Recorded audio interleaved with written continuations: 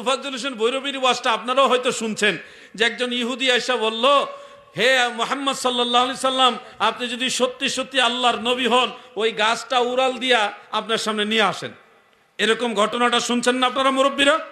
নবীজি সাল্লাল্লাহু আলাইহি ওয়াসাল্লামকে বলা হলো, ওগো আল্লাহর নবী, আপনি যদি সত্যি সত্যি আল্লাহর নবী হন, তাহলে ওই যে গাছ একটা দেখা যায়, এটা উড়াল দিয়ে আপনার সামনে নিয়ে আসেন।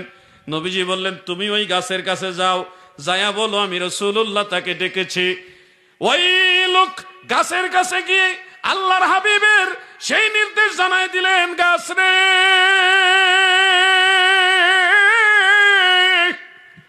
আল্লাহর নবী মুহাম্মদ মুস্তাফা সাল্লাল্লাহু আলাইহি ওয়াসাল্লাম তোমাকে আহ্বান করেছে, তুমি আসো। এই কথা বলে সে চলে আসতেছে, কারণ সে জানে গাছ কোনোদিন আসবে না, এই বিশ্বাস, এই ভক্তি তার অন্তরে নাই। সে চলে আসতেছে, পরক্ষণে মটমট আওয়াজ শুনে পিছন দিকে তাকায় দেখে মানুষ কোমর ফুটাইবার জন্য এইভাবে যে ঘুরে, ওই গাছটা অলৌকিকভাবে আল্লাহর কুদরতে এইভাবে ঘুরে গুড়িটা ভেঙে ফেললো। পাখির ডানার মতো উড়াল দিয়া দিয়া সেই গাছ রাহমাতুল লিল আলামিন নবীর কদম মুবারকের কিনারে এসে দাঁড়াইছে।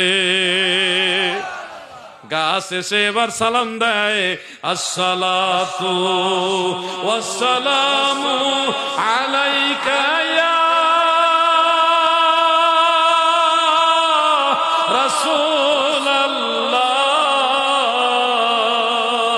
আসসালাতু ওয়াসসালামু আলাইকা ইয়া হাবিবাল্লাহ।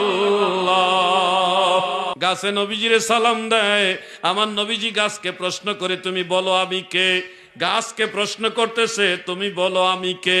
গাছ এবার আমার নবীজির পরিচয় তুলে ধরছেন কালেমার মাধ্যমে, আশহাদু আল্লাহ ইলাহা ইল্লাল্লাহু ওয়াহদাহু লা শারীকা লাহু ওয়া আশহাদু আন্না মুহাম্মাদান আবদুহু ওয়া রাসূলুহু।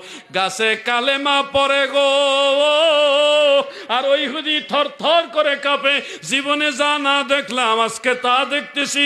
গাছ কোনোদিন কথা বলতে দেখি নাই, এই নবীর ইশারায় গাছে কথা বলে। এই নবী ডাকলে গাছে ওইটা চলে আসে। এই নবী কে গো, আমার ভুল হয়ে গেছে, এই অনুশোচনা নিয়ে সেই লোক থর থর করে কাঁপতেছে। দয়াল নবী গাছকে ইশারা দিলেন, তুমি চলে যাও। গাছ আগের মতো উড়াল দিয়ে দিয়ে আগের জায়গায় গিয়ে এমন ভাবে সেটিং হয়ে গেছে, দুনিয়ার কেউ বিশ্বাস করবে না গাছ উঠে এসেছিল। সুবহানাল্লাহ বলেন।